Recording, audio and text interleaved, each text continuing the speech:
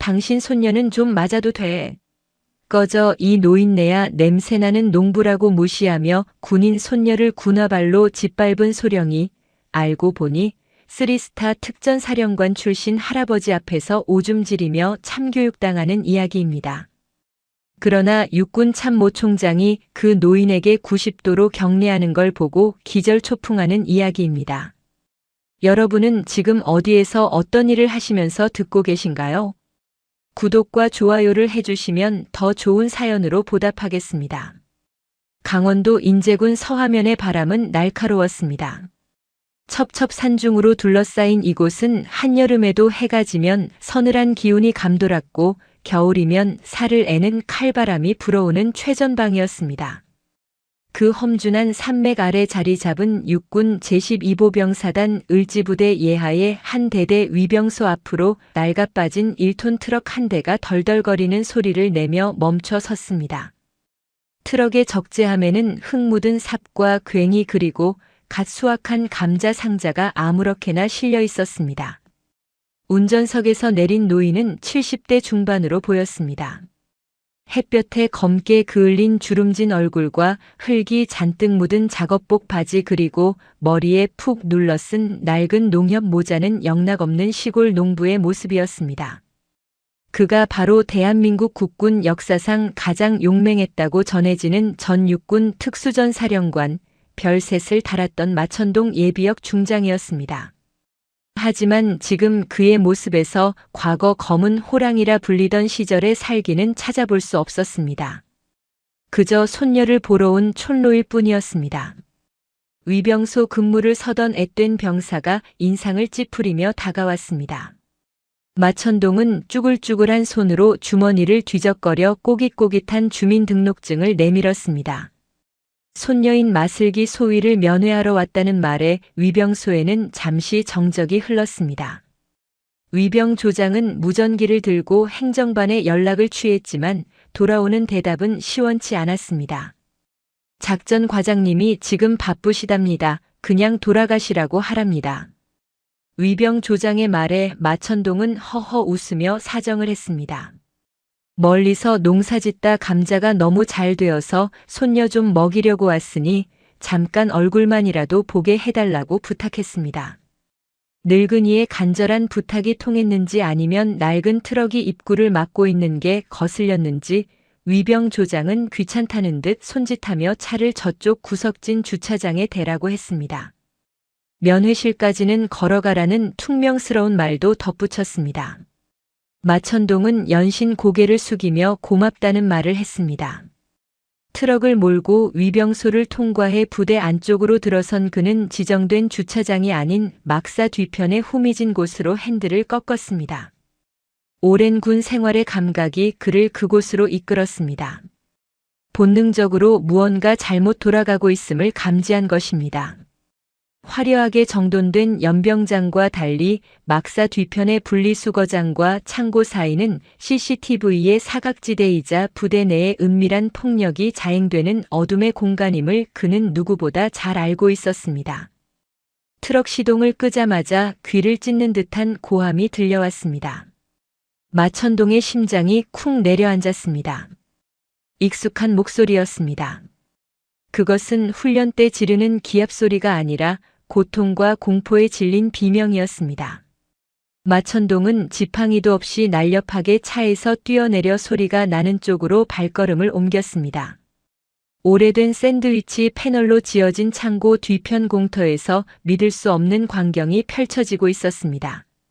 마천동의 하나뿐인 손녀 마슬기 소위가 차가운 시멘트 바닥에 무릎을 꿇고 있었습니다.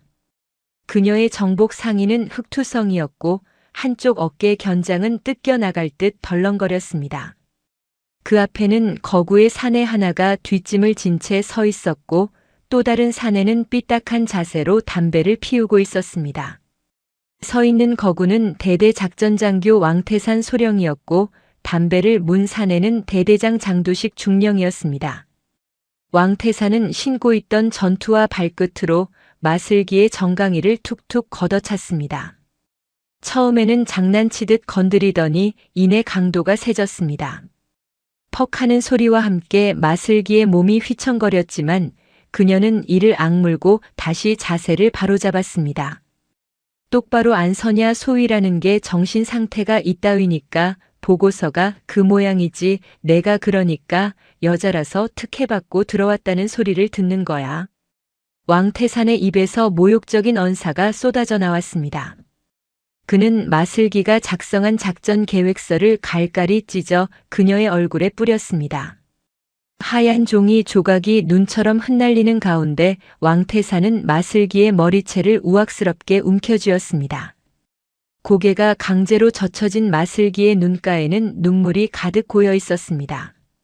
하지만 그녀는 소리내어 울지 않았습니다. 할아버지에게 배웠던 군인으로서의 마지막 자존심을 지키려는 듯 입술을 깨물어 피가 배어나오고 있었습니다. 옆에서 지켜보던 장두식 중령이 담배 연기를 마슬기의 얼굴에 내뿜으며 거들었습니다.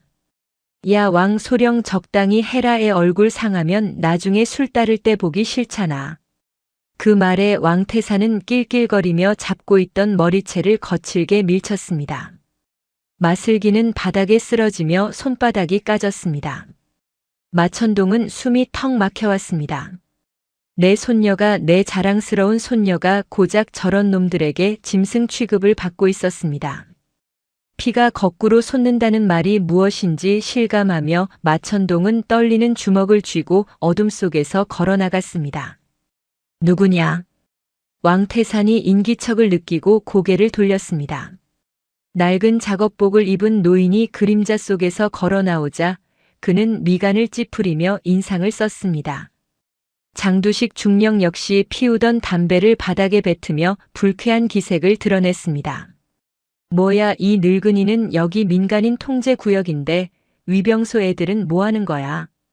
왕태산이 소리를 질렀지만 마천동은 대꾸하지 않았습니다.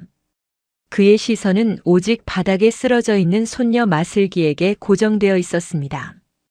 마슬기는 인기척에 고개를 들었다가 할아버지의 얼굴을 확인하고는 소스라치게 놀랐습니다. 그녀는 황급히 몸을 일으키며 흐트러진 옷매무새를 고치려 애썼습니다. 자신의 비참한 모습을 할아버지에게 들켰다는 사실이 육체적인 고통보다 더 크게 그녀를 짓눌렀습니다. 할아버지 여긴 어떻게 돌아가세요? 제발 돌아가세요. 마슬기의 목소리가 떨렸습니다. 왕태산은 그제야 상황을 파악한 듯 비릿한 미소를 지었습니다. 아, 이 냄새나는 영감탱이가 내 할아버지냐? 잘됐네. 교육을 어떻게 시켰길래 손녀가 군대 와서 이 모양인지 직접 보러 오셨나 보네. 왕태산이 마천동의 앞으로 다가왔습니다. 그는 마천동보다 머리 하나는 더 큰 거구를 이용하여 위압감을 조성했습니다. 마천동은 물러서지 않고 왕태산을 올려다보았습니다. 70평생 수많은 전장을 누비며 다져진 눈빛이었지만 왕태산의 눈에는 그저 힘없는 늙은이의 발악으로만 보였습니다. 자네 지금 이게 무슨 짓인가? 부하를 지도하라고 계급장을 달아줬더니 폭행을 해. 마천동이 낮고 굵은 목소리로 말했습니다. 하지만 그 말은 왕태산의 비웃음만 샀습니다. 왕태산은 과장되게 귀를 후비며 장두식을 바라보았습니다. 대대장님 들으셨습니까? 이 영감이 지금 저한테 훈계를 하는데요. 계급장이 어쩌고 저쩌고. 장두식은 귀찮다는 듯 손을 휘저었습니다. 왕소령 대충 해서 쫓아내 재수없게 노인네 냄새 배겠다. 그리고 위병소 애들 집합시켜 아무나 들여보내지 말라고 했더니 정신들이 빠졌어. 장두식의 허락이 떨어지자 왕태산은 본격적으로 마천동을 조롱하기 시작했습니다. 그는 마천동이 쓰고 있던 낡은 농협 모자를 손으로 쳐서 벗겨버렸습니다. 희끗희끗한 마천동의 머리카락이 바람에 흩날렸습니다. 왕태산은 바닥에 떨어진 모자를 전투화로 지식여 흙투성이로 만들었습니다.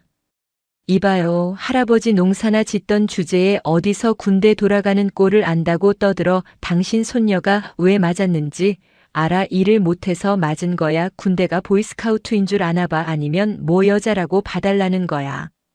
왕태산은 마천동의 가슴팍을 손가락으로 쿡쿡 찔렀습니다. 당신 손녀 몸매가 좋아서 봐주려고 했는데 일도 못하고 눈치도 없고 그래서 내가 정신교육 좀 시켜준 거야. 고맙게 생각해야지. 어디서 눈을 부라려. 그때 마슬기가 왕태산의 다리를 붙잡고 매달렸습니다. 소령님 잘못했습니다. 제가 잘못했습니다. 할아버지는 아무것도 모르십니다. 제발 할아버지는 보내주십시오. 손녀가 자신의 다리를 붙잡고 비는 모습을 보는 마천동의 가슴이 찢어졌습니다. 왕태산은 그런 마슬기를 벌레 보듯 내려다보며 발로 걷어찼습니다. 이거 안 놔. 아주 쌍으로 진상을 부리네. 야, 이 영감탱아 곱게 늙어라. 손녀 팔아서 덕 좀 보려고 했나 본데 여긴 너 같은 촌놈이 올 때가 아니야. 당장 꺼져. 안 그러면 헌병 불러서 주거 침입으로 쳐넣어 버릴 테니까. 왕태산은 마천동의 어깨를 거칠게 밀쳤습니다. 힘없이 뒤로 밀려난 마천동은 중심을 잃고 휘청거렸습니다. 장두식은 그 모습을 보며 킬킬거렸습니다. 왕소령 그만하고 가자. 회식 늦겠다. 저 늙은이랑 계집애는 알아서 기어나가라고 해. 두 사람은 바닥에 주저앉은 마슬기와 모욕당한 마천동을 뒤로하고 등을 돌렸습니다. 그들의 뒷모습은 오만함 그 자체였습니다. 인간에 대한 최소한의 예의도 부하에 대한 존중도 없는 괴물들이었습니다. 마천동은 바닥에 떨어진 흙투성이 모자를 주워 털었습니다. 그의 손은 분노로 떨리고 있었지만 차갑게 식은 머리는 그 어느 때보다 명료하게 돌아가기 시작했습니다. 그는 주머니 속에서 구형 폴더폰을 꺼냈습니다. 그 단순한 동작 하나가 이 부대에 불러올 거대한 폭풍의 시작이었습니다. 등을 돌리고 걸어가던 왕태산이 멈칫했습니다. 뒤에서 들려오는 노인의 목소리가 예사롭지 않았기 때문입니다. 거기 서라. 명령조였습니다. 왕태산은 어이가 없다는 듯 헛웃음을 지으며 천천히 몸을 돌렸습니다.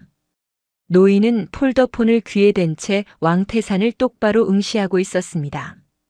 그 눈빛은 조금 전에 힘없는 노인의 것이 아니었습니다. 맹수가 사냥감을 앞에 두고 숨을 고르는 듯한 서늘한 살기가 감돌았습니다. 뭐야, 아직도 안 갔어. 어디 노인정에 전화해서 이르기라도 하게.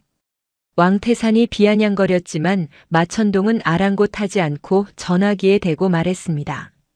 나다 검은 호랑이. 그 한마디는 짧았지만 묵직했습니다. 전화기 너머의 상대가 누구인지 모르겠지만 왕태산은 본능적으로 기분이 나빠졌습니다. 마천동은 계속해서 말을 이었습니다.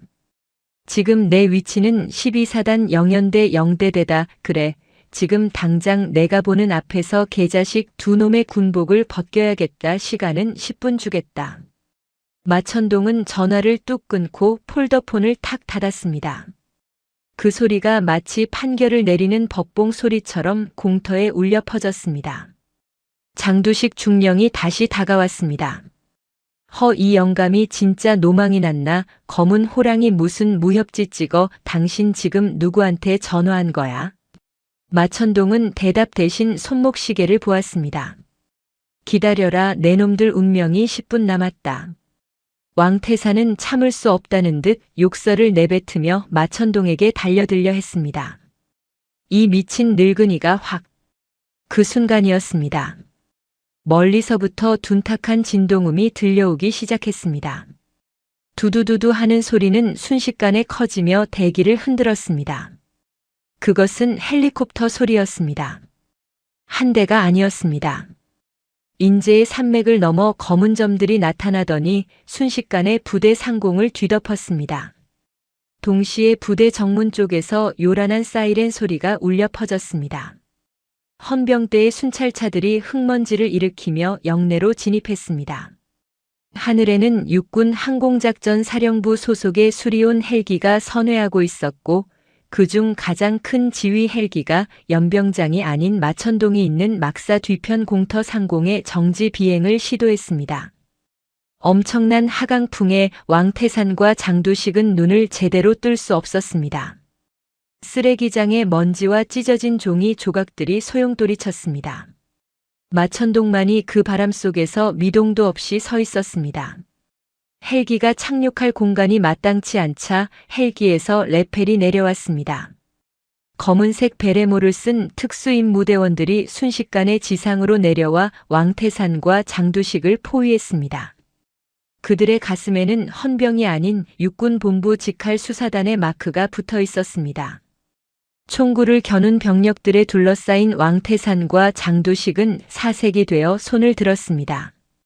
도대체 이게 무슨 우린 대대장과 작전장교다. 너희들 소속이 어디야? 장두식이 고함을 쳤지만 아무도 대답하지 않았습니다. 그때 마지막으로 헬기에서 한장성이 내려왔습니다. 헬기의 소음 속에서도 그의 어깨에 빛나는 별 4개는 선명하게 보였습니다. 육군 참모총장이었습니다. 그리고 그 뒤를 이어 감찰실장과 법무실장이 줄지어 내려왔습니다. 왕태산의 다리가 풀렸습니다. 육군 참모총장이 왜 이런 최전방 대대의 쓰레기장까지 직접 날아왔는지 도무지 이해할 수 없었습니다. 참모총장은 흙먼지를 뒤집어 쓴 채 서 있는 마천동을 발견하고는 달려가듯 다가갔습니다. 그리고 왕태산과 장두식이 평생 한 번도 보지 못한 절도 있는 자세로 거수 경례를 올렸습니다. 충성 총장 김영철입니다. 선배님 늦어서 죄송합니다.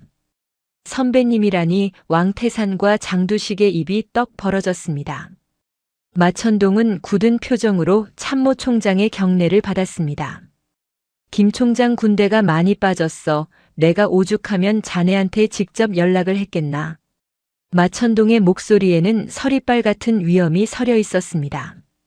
참모총장은 고개를 숙이며 쩔쩔맸습니다. 면목 없습니다. 선배님 보고하신 내용이 사실이라면 육군 전체의 수치입니다. 마천동은 천천히 고개를 돌려 사시나무 떨듯 떨고 있는 왕태산과 장두식을 가리켰습니다. 저놈들이다. 내 손녀를 저렇게 만든 놈들이. 그리고 나보고 냄새나는 늙은이니 꺼지라느니 하더군. 참모총장의 눈길이 두 사람에게 꽂혔습니다. 그 눈빛은 마천동의 것보다 더하면 더했지 덜하지 않았습니다.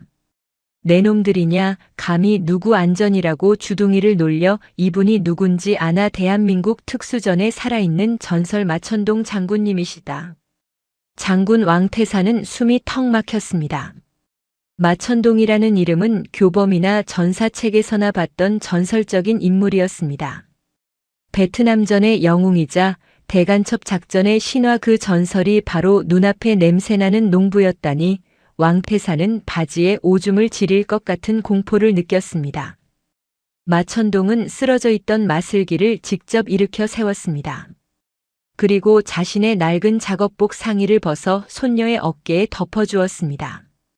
그는 왕태산 앞으로 다가가 귓가에 낮게 속삭였습니다.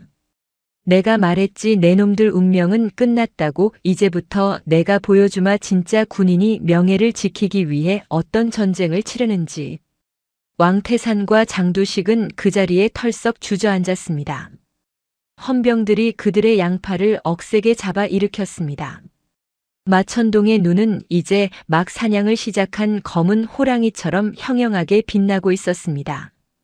인제의 산골짜기에 진정한 정의의 폭풍이 몰아치기 시작한 것입니다. 육군 참모총장의 등장으로 12사단 사령부는 그야말로 초토화되었습니다. 별들이 우수수 떨어졌다는 표현이 부족할 정도로 사단 사령부 연병장은 검은 세단과 헌병 차량, 그리고 긴급하게 소집된 지휘관들의 차량으로 북새통을 이루었습니다. 사단장은 사색이 되어 맨발로 뛰쳐나오다시피 마중을 나왔고 군단장 역시 헬기를 타고 급파되었습니다. 대한민국 육군의 심장부가 강원도 인제 산골짜기로 옮겨온 형국이었습니다. 하지만 이 모든 소란의 중심에 있는 마천동은 사단장이 권하는 안락한 응접실을 거절했습니다. 그는 여전히 흙 묻은 작업복 차림으로 옆에서 안절부절 못하는 참모총장에게 툭 내뱉었습니다. 밥부터 먹자. 내 손녀가 밥도 못 먹고 맞았다는데 비싼 요리는 목구멍으로 안 넘어갈 것 같고 병사들 먹는 식당으로 가자. 그 한마디에 장성들은 기겁했습니다. 사성 장군과 전설적인 삼성 장군이 병영식당에서 식판을 들고 밥을 먹겠다는 것은 해당 부대 지휘관들에게는 지옥이나 다름없었습니다. 마천동은 주눅이 들어 고개조차 들지 못하는 마슬기를 데리고 병영식당으로 향했습니다. 취사병들은 갑작스러운 상황에 손을 벌벌 떨며 배식을 했습니다. 마천동은 식판에 담긴 깍두기와 콩나물국, 그리고 식어 빠진 제육볶음을 말없이 바라보았습니다. 그는 수저를 들어 밥을 국에 말았습니다. 그리고 마슬기 앞으로 숟가락을 밀어주며 말했습니다. 먹어라. 군인은 억울해도 배가 차야 싸운다. 울 힘이 있어야 놈들 멱살도 잡는 거다. 마슬기는 숟가락을 쥐었지만 손이 심하게 떨려 국물이 식탁보 위로 뚝뚝 떨어졌습니다. 왕태산에게 짓밟혔던 공포, 할아버지에게 부끄러운 모습을 보였다는 자괴감, 그리고 이 일이 불러올 파장에 대한 두려움이 뒤섞여 목이 메었습니다. 그녀가 억지로 밥 한 숟가락을 입에 넣자마자 참았던 울음이 터져나왔습니다. 밥알이 눈물과 콧물에 뒤범벅되어 입 밖으로 흘러나왔습니다. 할아버지, 죄송해요. 제가 못나서. 제가 할아버지 얼굴에 먹칠을 해서. 식당 구석에 앉아있던 참모 총장과 감찰실장은 애써 먼 산을 바라보았지만 그들의 눈시울도 붉어져 있었습니다. 마천동은 우는 손녀를 달래지 않았습니다. 그저 묵묵히 자신의 국밥을 비웠습니다. 그 침묵은 100마디 위로보다 더 무겁고 단단했습니다. 식사를 마친 마천동이 물 한 잔을 마시고 입을 열었습니다. 슬기야, 너는 내 얼굴에 먹칠한 게 아니다. 내가 너에게 족쇄를 채운 거지. 내 명예가 뭐라고 내가 그 개자식들 앞에서 숨도 못 쉬고 있었느냐. 마천동의 목소리에는 깊은 회한이 담겨 있었습니다. 그는 식당을 나오며 대기하고 있던 헌병대장에게 차갑게 지시했습니다. 지금 즉시 왕태산과 장두식을 독방에 쳐넣어 변호사 접견 금지, 외부 통화 금지. 내가 허락하기 전까지는 물 한 모금도 주지 마라. 놈들이 내 손녀에게 했던 것과 똑같이 대우해줘. 그날 밤 12사단의 밤은 길었습니다. 마천동은 사단장 관사가 아닌 병사들이 사용하는 낡은 간부 숙소 BOQ의 빈 방을 요구해 들어갔습니다. 그는 차가운 방바닥에 누워 천장을 바라보며 생각했습니다. 이것은 단순한 폭행 사건이 아니다. 왕태산이라는 일개 소령이 그토록 오만할 수 있었던 배경, 그리고 대대장이 그것을 묵인하고 동조했던 이유. 분명히 더 깊고 어두운 뿌리가 이 부대를 썩게 만들고 있었습니다. 그는 본능적으로 알 수 있었습니다. 이제부터가 진짜 전쟁이라는 것을. 헌병대 유치장에 갇힌 왕태산은 초반의 공포가 가라앉자 본색을 드러냈습니다. 그는 철창을 발로 차며 소란을 피웠습니다. 야, 이 헌병 나부랭이들아, 내가 누군지 알아? 우리 아버지가 누군지 아냐고? 전화기 가져와. 내 변호사 오면 너희들 다 옷 벗길 줄 알아. 놀랍게도 왕태산의 큰 소리는 허세가 아니었습니다. 다음 날 아침부터 묘한 기류가 흐르기 시작했습니다. 서울에서 로펌 소속의 변호사들이 고급 승용차를 타고 들이닥쳤습니다. 그들은 왕태산의 아버지가 국회 국방위원회 간사인 왕철민 의원과 의형제 사이이며 왕태산의 집안이 방산업체와 깊게 연관된 재력가임을 암시하며 압박을 가해왔습니다. 더 큰 문제는 언론이었습니다. 왕태산 측이 푼 정보들이 인터넷 뉴스 일면을 장식하기 시작했습니다. 하지만 그 내용은 교묘하게 왜곡되어 있었습니다. 단독 전직 고위 장성, 손녀 위해 부대 난입, 군 기강 흔들기 논란, 충격, 여군 장교의 눈물. 알고 보니 인사불만에 따른 하극상 의혹. 오피니언 군대는 유치원이 아니다. 헬리콥터맘을 넘어선 헬리콥터 할배. 여론은 순식간에 반전되었습니다. 사람들은 자극적인 헤드라인에 반응했습니다. 마천동은 노망난 꼰대로, 마슬기는 배경 믿고 설치는 무능한 여군으로 매도당했습니다. 인터넷 댓글창은 차마 눈뜨고 볼 수 없는 인신공격으로 도배되었습니다.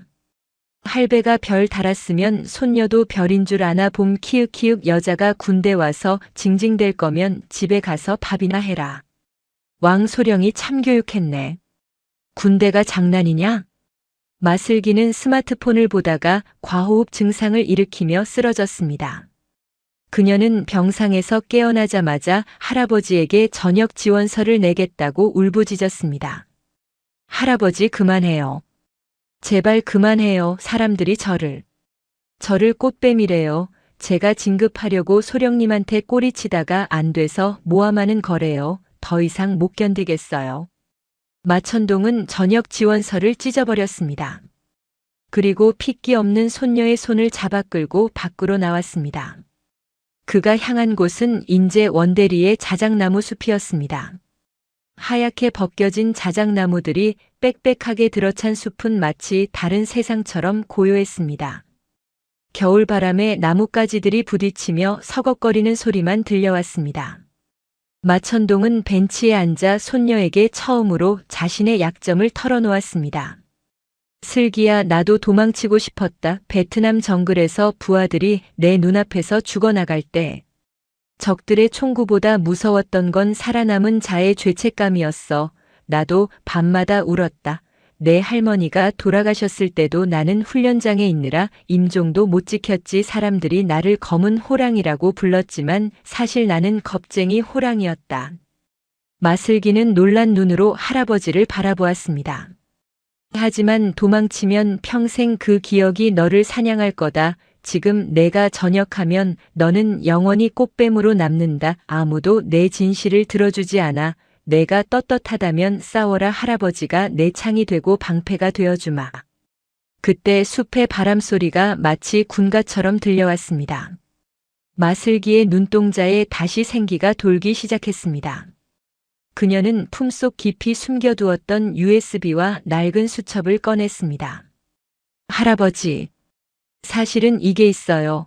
왕태산 소령과 장두식 대대장이 저를 괴롭힌 진짜 이유예요. 제가 이걸 봤거든요. 그것은 단순한 괴롭힘이 아니었습니다. 입막음이었습니다. 마슬기가 건넨 증거물에는 12사단을 넘어선 거대한 비리의 사슬이 기록되어 있었습니다. 마천동의 눈빛이 다시 한번 매섭게 빛났습니다. 마슬기가 건넨 장부의 내용은 충격적이었습니다.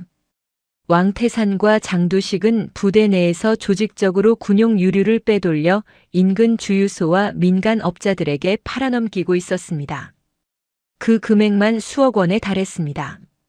하지만 더 악질적인 것은 장병들의 부식비 횡령이었습니다.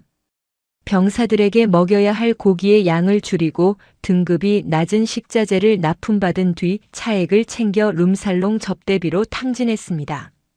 심지어 왕태산은 여군 하사들을 회식 자리에 강제로 불러 술을 따르게 하고 이를 거부하면 근무 평정을 조작해 장기 복무 심사에서 탈락시키는 악행을 저질러 왔습니다. 마슬기는 인사장교 업무를 보조하다가 이 사실을 알게 되었고 이를 바로잡으려 하자 그때부터 왕태산의 표적이 되어 집요한 괴롭힘을 당했던 것입니다. 이것은 단순한 가혹 행위가 아니라 군 조직을 좀먹는 암세포였습니다. 하지만 적들의 반격도 만만치 않았습니다. 서울에서 압력이 내려왔습니다. 국방부 장관실에서 사단장에게 직접 전화를 걸어 예비역 장성이 부대 내에 머무는 것은 규정 위반이니 당장 내보내라고 지시했습니다. 왕태산의 변호인단은 마슬기가 제출한 증거가 불법적으로 수집되었다며 증거 능력을 문제 삼겠다고 으름장을 놓았습니다. 감찰실장조차 난처한 표정으로 마천동을 찾아왔습니다. 선배님, 상황이 좋지 않습니다. 정치권에서 예산 심사를 볼모로 육군본부를 압박하고 있습니다. 일단 댁으로 돌아가 계시면 저희가 공정하게 수사하겠습니다. 공정하게? 마천동은 코웃음을 쳤습니다. 지금 돌아가면 저 증거들은 다 휴지 조각이 되고 내 손녀는 명예훼손으로 고소당할 거다. 내가 모를 줄 아나? 마천동은 짐을 쌌습니다. 하지만 집으로 가는 것이 아니었습니다. 그는 부대 인근 서화면의 허름한 민박집에 베이스 캠프를 차렸습니다. 그리고 다시 한번 그 낡은 폴더폰을 열었습니다. 이번에는 참모 총장이 아니었습니다. 전화번호부 즐겨찾기에 저장된 오랫동안 연락하지 않았던 이름들을 하나씩 눌렀습니다. 박원사하나다. 아직 살아있나? 최 상사, 자네 정보과에 있던 실력 안 녹슬었겠지? 김소령, 자네 전역하고 탐정사무소 한다며? 전국 각지에서 응답이 왔습니다. 그들은 마천동과 함께 사선을 넘나들었던 특수전 사령부 출신의 최정예 요원들이었습니다. 지금은 배 나온 아저씨, 택시 운전사, 횟집 사장이 되었지만 그들의 가슴 속에는 여전히 검은 호랑이에 대한 충성심이 불타오르고 있었습니다. 사령관님이 부르시는데 지옥이라도 가야죠. 강원도 인제 내일 새벽이면 도착합니다. 장비 챙겨서 가겠습니다. 도청기 필요하십니까? 다음 날 인제 터미널과 서화면 일대에는 낯선 외지인들이 모여들기 시작했습니다. 등산복을 입은 아저씨들이었지만 그들의 눈매는 날카로웠고 움직임은 민첩했습니다. 마천동의 그림자들이 집결한 것입니다. 마천동은 민박집 마루에 지도를 펼쳐놓고 그들에게 지시를 내렸습니다. 목표는 둘이다. 첫째, 왕태산과 장두식이 빼돌린 기름과 부식이 흘러들어간 민간 업자놈들의 장부를 확보한다. 둘째, 왕태산의 뒤를 봐주는 정치인과 국방부 라인의 연결 고리를 찾는다. 군 수사관들은 절차 때문에 못하는 일을 우리가 한다더분 멀고 주먹은 가깝다는 걸 보여주자. 그림자들은 흩어졌습니다. 누구는 주유소 위장 취업을 시도하고 누구는 납품업체 사장의 뒤를 밟았습니다. 정보가 출신은 왕태산의 SNS와 통화 기록을 디지털 포렌식보다 더 집요하게 파헤치기 시작했습니다. 한편 유치장에 있던 왕태산은 변호사로부터 내일이면 풀려날 것이라는 소식을 듣고 휘파람을 불었습니다. 거봐, 내가 뭘 했어. 늙은 호랑이는 이빨 빠진 고양이라니까. 나가면 그 계집애부터 아주 작사를 내주지. 왕태산은 자신의 승리를 확신하며 콧노래를 불렀지만 그는 몰랐습니다. 인재의 어둠 속에서 수십 개의 눈동자가 자신을 겨누고 있다는 것을. 진짜 사냥은 이제부터 시작이라는 것을. 마천동은 민박집 창문 너머로 12사단의 불빛을 바라보며 나직이 의졸였습니다. 짖을 수 있을 때 실컷 짖어둬라. 내일 해가 뜨면 목소리도 안 나올 테니. 강원도 인제군 서화면의 밤은 깊고 어두웠습니다. 겉으로 보기에 마천동 장군이 머무는 허름한 민박집은 정막에 쌓여 있었지만 그 안은 12사단 작전 상황실보다 더 치열하게 돌아가고 있었습니다. 전국 각지에서 모여든 마천동의 옛 부하들, 일명 검은 그림자들은 현역 시절보다 배는 나왔고 흰머리는 늘었지만 눈빛만은 여전히 날카로웠습니다. 그들은 마천동의 지휘 아래 일사불란하게 움직였습니다. 작전명 썩은 고기. 가장 먼저 움직인 것은 정보사 요원 출신의 박 상사였습니다.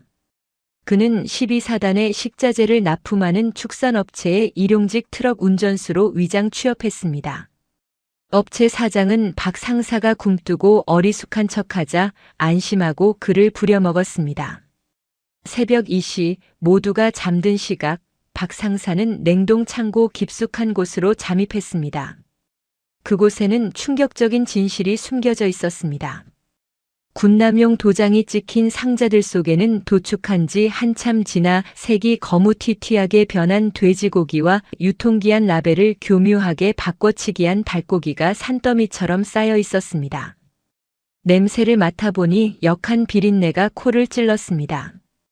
이것이 바로 국방의 의무를 다하는 병사들의 식판에 올라갈 고기였습니다.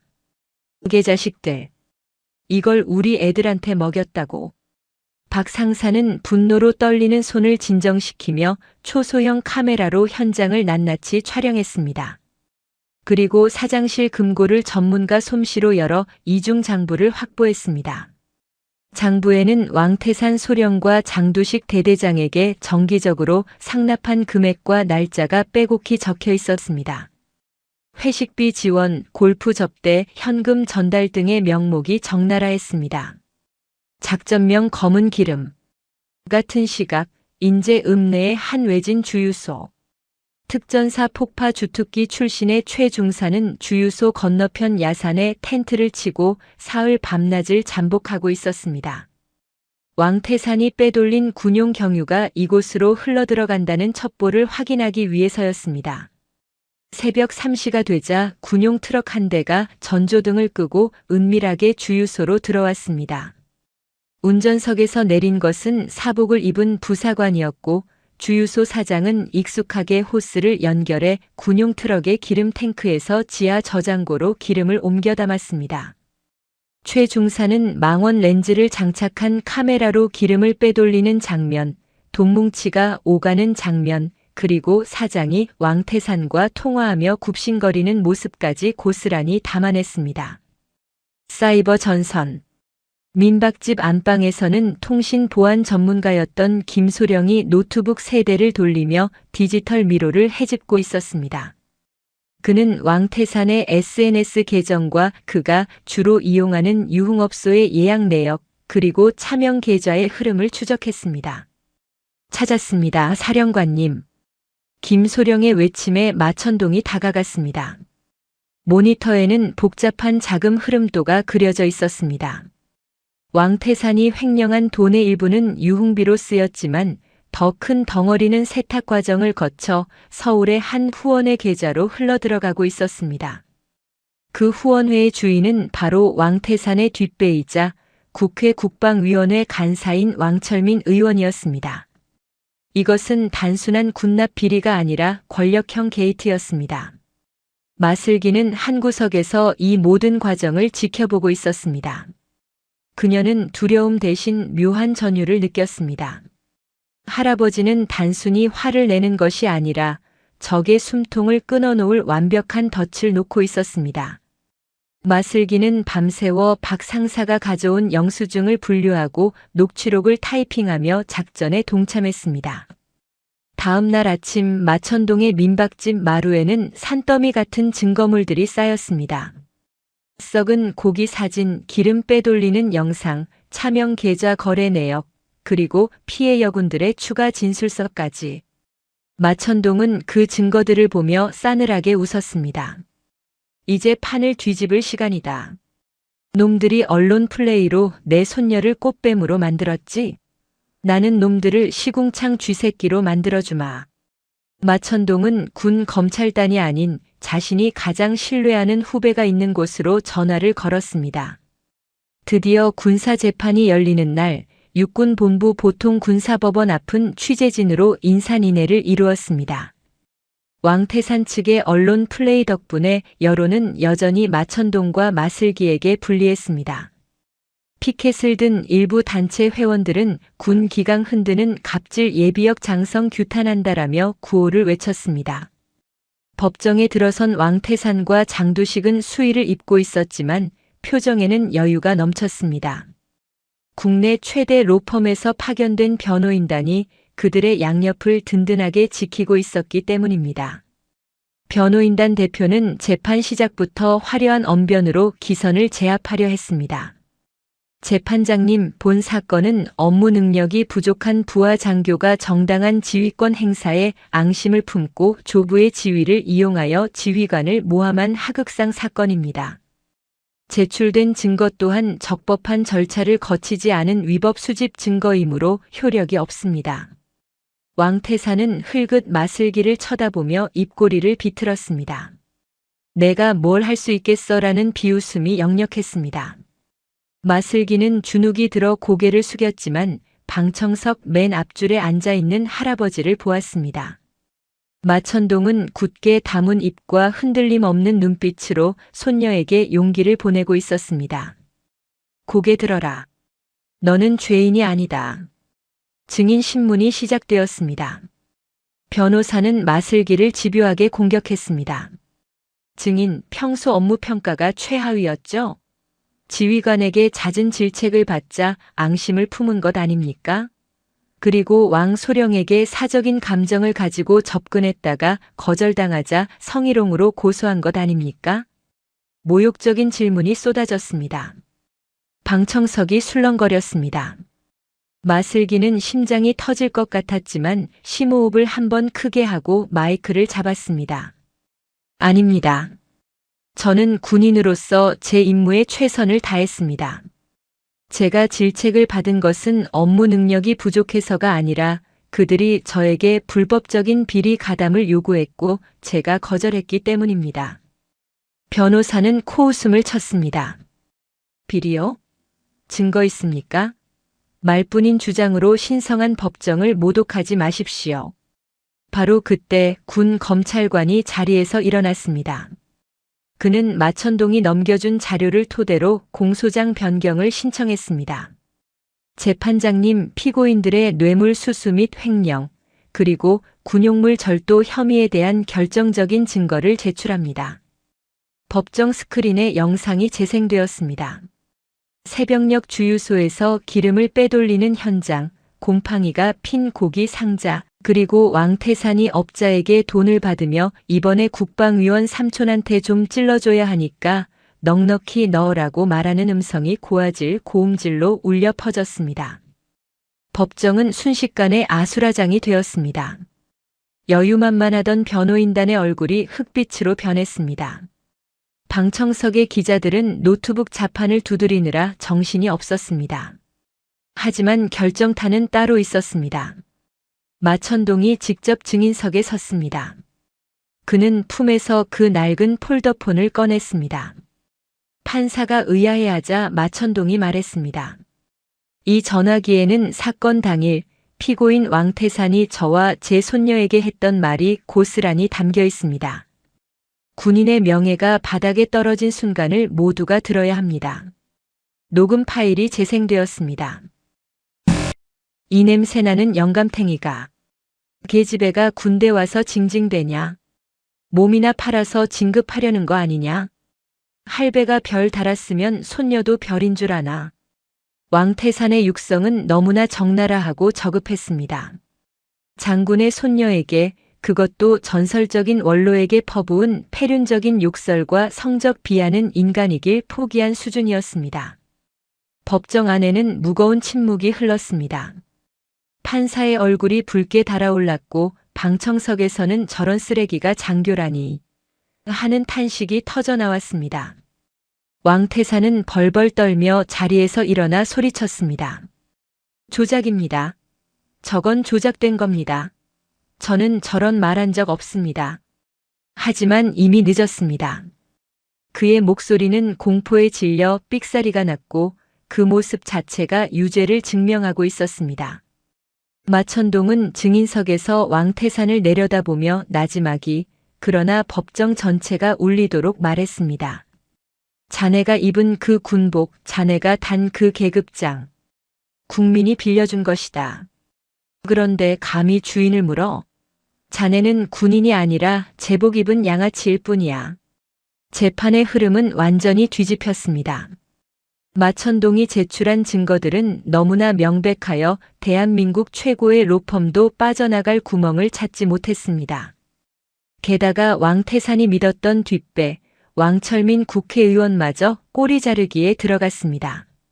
언론을 통해 왕태산의 비리가 낱낱이 공개되자 왕 의원은 긴급 기자회견을 열어 먼 친척일 뿐 교류가 없었다며 발을 뺐지만 마천동의 그림자 팀이 언론사에 뿌린 자금 추적 자료 덕분에 그 역시 검찰 소환을 피할 수 없게 되었습니다. 선고 공판일. 재판장은 엄숙한 표정으로 판결문을 읽어내려갔습니다. 피고인 왕태산. 군인의 본분을 망각하고 부하를 상습 폭행, 추행하였으며 군수 물자를 횡령하여 사적 이익을 취한 점 반성에 기미 없이 증거를 인멸하려 한 점 등을 고려하여 징역 7년에 처한다. 아울러 군인사법에 의거하여 파면한다. 피고인 장두식. 지휘관으로서 부하의 비위를 감독하지 못하고 오히려 이에 동조하여 부대의 기강을 무너뜨린 점, 죄질이 극히 불량하여 징역 5년에 처하며 불명예 전역을 명한다. 법봉 소리가 3번 울렸습니다. 탕, 탕, 탕. 그 소리는 왕태산과 장두식의 인생이 끝났음을 알리는 종소리와 같았습니다. 왕태산은 다리에 힘이 풀려 바닥에 주저앉으며 울부짖었습니다. 판사님, 한 번만 봐주십시오. 제가 시켜서 한 게 아닙니다. 억울합니다. 그는 옆에 있던 장두식에게 책임을 떠넘기려 했고 장두식은 왕태산의 멱살을 잡으며 욕설을 퍼부었습니다. 서로 물고 뜯는 추악한 꼴을 보이며 그들은 헌병들에 의해 끌려나갔습니다. 방청석에서는 박수가 터져 나왔습니다. 정의가 승리하는 순간이었습니다. 며칠 후 마천동은 국군 교도소 면회실에 앉아 있었습니다. 왕태산을 만나러 온 것이었습니다. 왕태산은 며칠 사이에 폭삭 늙어버린 얼굴로 고개를 숙인 채 나타났습니다. 오만방자했던 도끼는 온데간데 없고 초라한 죄수만이 앉아 있었습니다. 왜 오셨습니까? 저 비웃으러 오셨습니까? 왕태산이 힘없는 목소리로 물었습니다. 마천동은 말없이 곰탕 한 그릇을 사식으로 넣어주며 말했습니다. 비웃으러 온 게 아니다. 마지막으로 가르쳐주러 왔다. 뭘 말입니까? 군인은 힘으로 찍어 누르는 자가 아니라 힘으로 지켜주는 자다. 자네는 그 힘을 착각했어. 감옥에서 7년 긴 시간일 거다. 그동안 내가 걷어찼던 병사들의 아픔, 내가 훔쳤던 병사들의 밥그릇, 뼛속 깊이 반성해라. 그리고 다시 사회에 나올 때는 부끄러움을 아는 사람이 되어라. 마천동은 자리에서 일어났습니다. 왕태산은 멍하니 마천동의 뒷모습을 바라보다가 책상에 얼굴을 묻고 오열하기 시작했습니다. 그것은 처음으로 흘리는 진심 어린 후회의 눈물이었습니다. 교도소를 나선 마천동은 12사단으로 향했습니다. 부대는 대대적인 물갈이가 진행 중이었습니다. 육군본부 감찰팀이 상주하며 부조리를 뿌리 뽑고 있었고 새로운 대대장과 참모들이 부임했습니다. 무엇보다 가장 큰 변화는 병사들의 표정이었습니다. 썩은 고기 대신 신선한 재료로 만든 밥을 먹게 된 병사들의 얼굴에는 혈색이 돌았고 폭언과 구타가 사라진 연병장에는 활기찬 구호 소리가 울려 퍼졌습니다. 마슬기는 관사 짐을 정리하고 있었습니다. 그녀는 이번 사건을 계기로 더 단단해졌습니다. 주변의 시선은 꽃뱀에서 내부 고발자 용기 있는 장교로 바뀌어 있었습니다. 물론 여전히 수군거리는 이들도 있었지만 이제 마슬기는 그런 것에 흔들리지 않았습니다.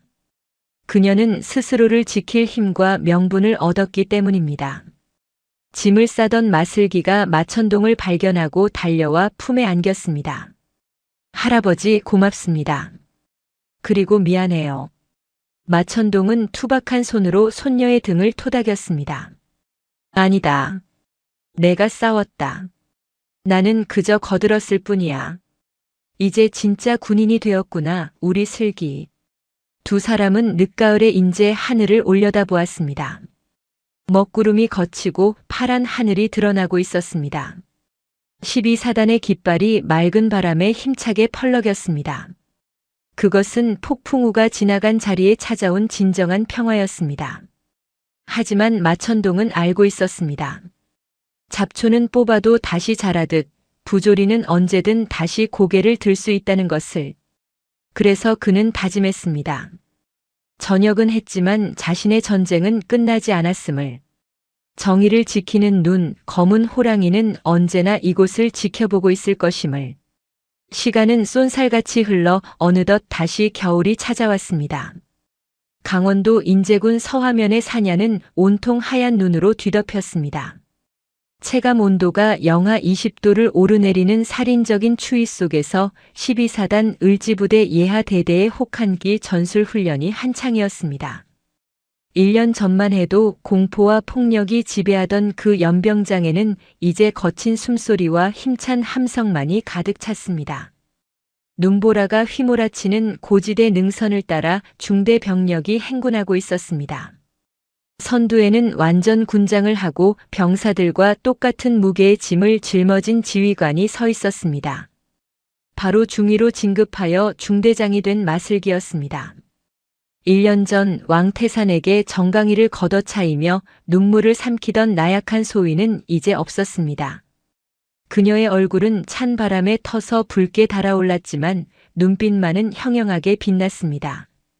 그녀는 행군 대열이 처질 때마다 뒤로 달려가 힘들어하는 병사의 등을 밀어주고 처진 군장을 고쳐 매주었습니다. 힘내자, 고지가 바로 저기다. 오늘 우리가 흘린 땀이 내일의 승리다 할 수 있다. 마슬기의 목소리는 쩌렁쩌렁하게 울려 퍼졌습니다. 과거 왕태산이 병사들에게 욕설을 퍼붓고 발길질을 하던 것과는 대조적인 모습이었습니다. 병사들은 그녀를 두려워하는 것이 아니라 진심으로 존경하고 따랐습니다. 마슬기 중대장은 단순히 계급으로 군림하는 것이 아니라 가장 앞에서 고통을 분담하는 리더였기 때문입니다. 잠시 휴식 시간이 주어졌습니다. 마슬기는 자신의 수통을 꺼내 마시는 대신 가장 지쳐 보이는 이등병에게 건넸습니다.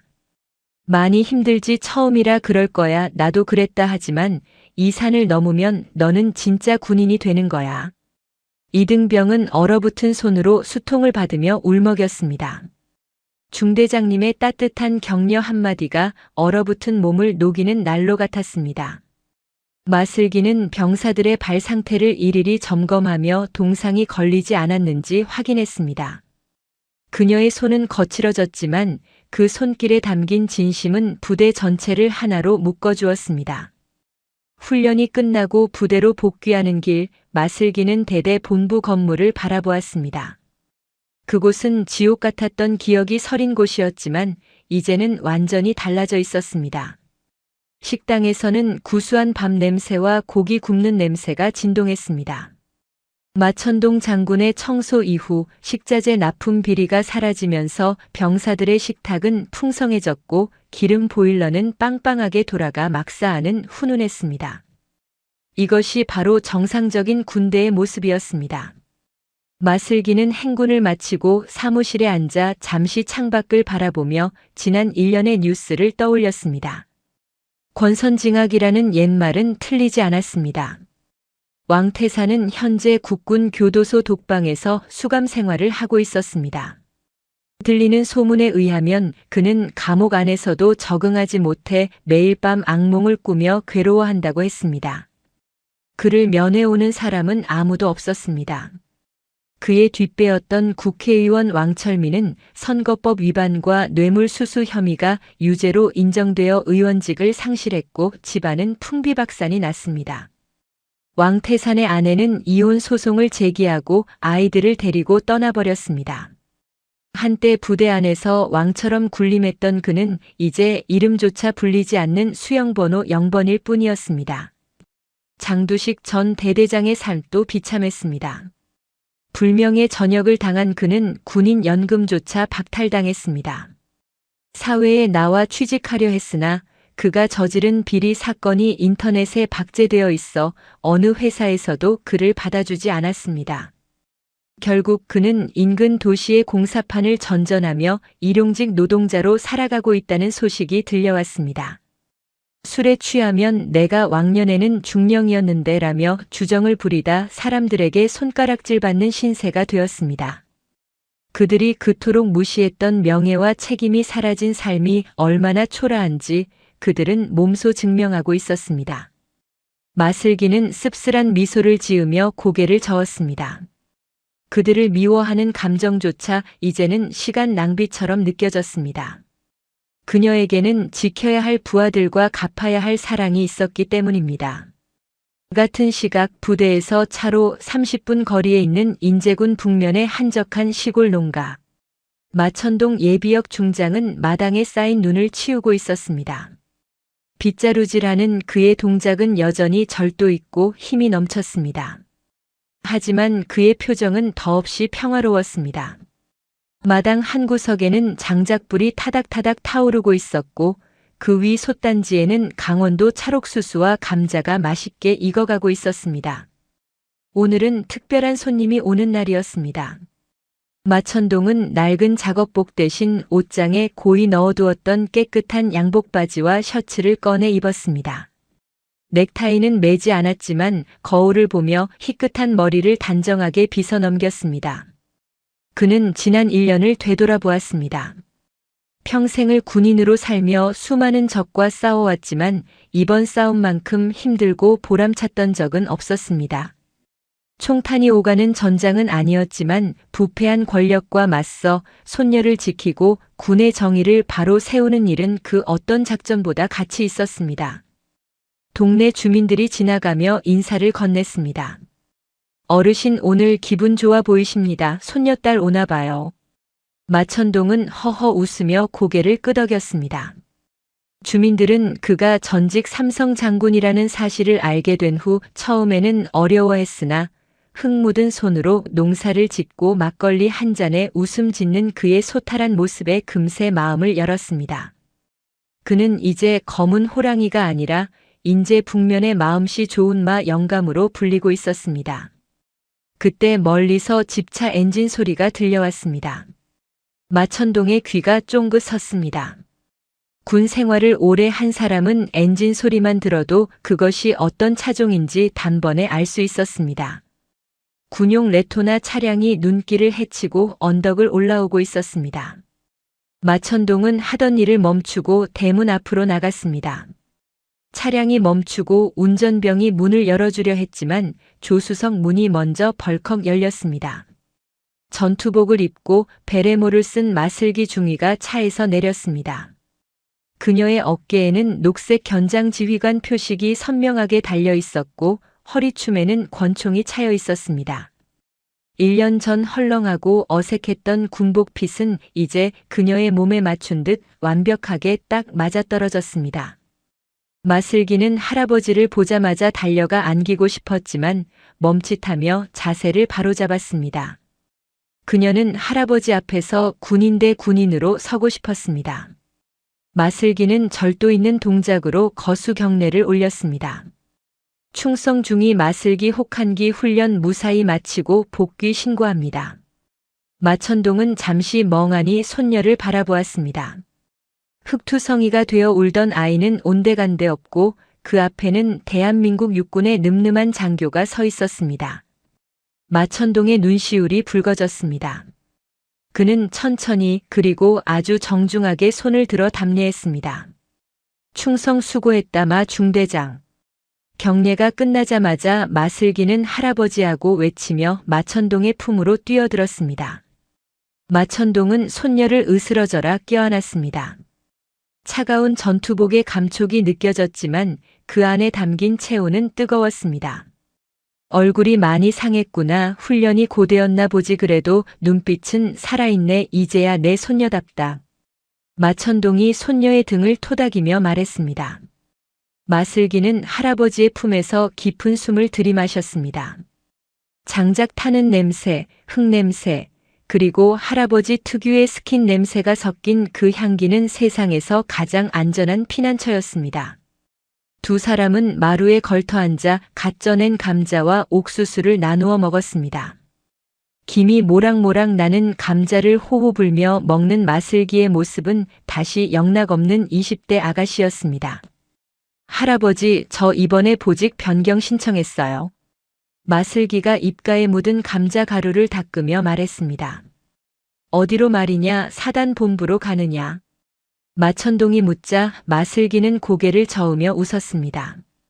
아니요, GOP 일반 전초 소초장으로 지원했어요.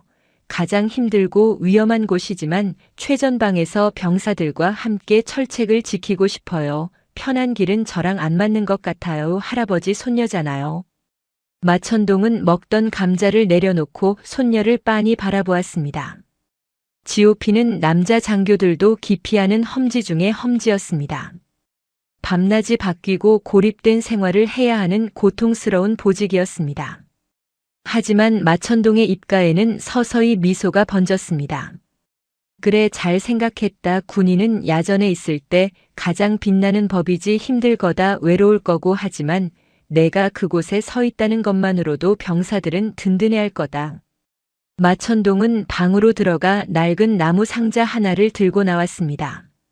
상자를 열자 그 안에는 세월의 흔적이 묻어나는 지휘봉이 들어 있었습니다.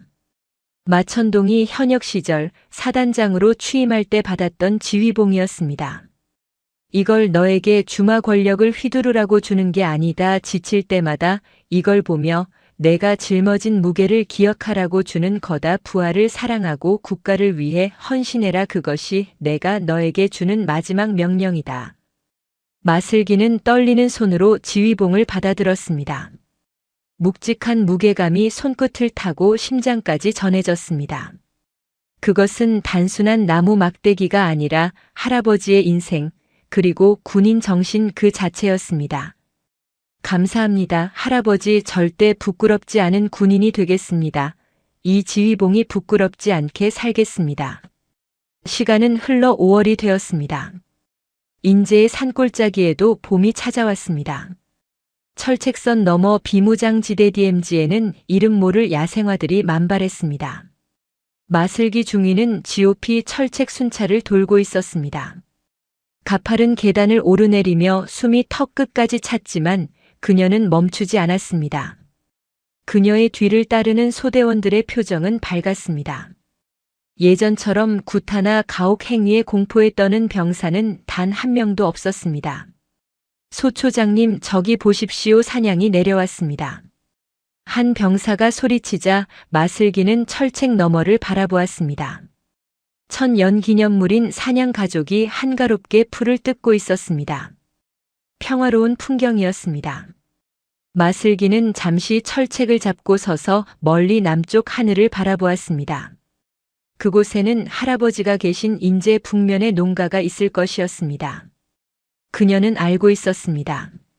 할아버지는 지금도 밭을 갈다가 허리를 펴고 자신이 있는 북쪽 하늘을 바라보며 무언의 응원을 보내고 계실 거라는 것을.